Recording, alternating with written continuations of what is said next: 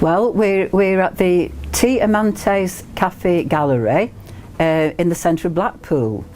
I've always been interested in drawing and painting, even as a small child, and so I did go to art college and I studied graphic design, thinking that there might be a job opportunity there, but I found it a little bit boring, really. So after a turn of events, I ended up being a social worker. Never touched a paintbrush for over 30 years and always hoped that I would come back to it when I retired, and which I have done. And now I live alone. My partner died 3 years ago and I had to rethink my life.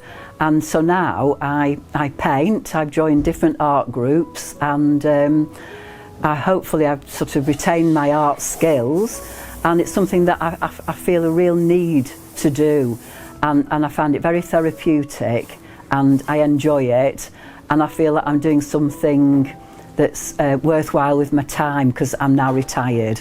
So anyway, so we had the exhibition here at Amatnes Cafe.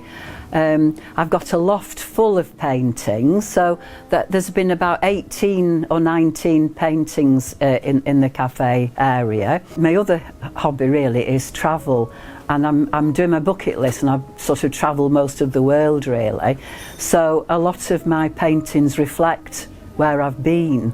So I try to put something a bit more interesting into them, and as I say, add the colour. So I've got a series of pictures from the what is it, southeast.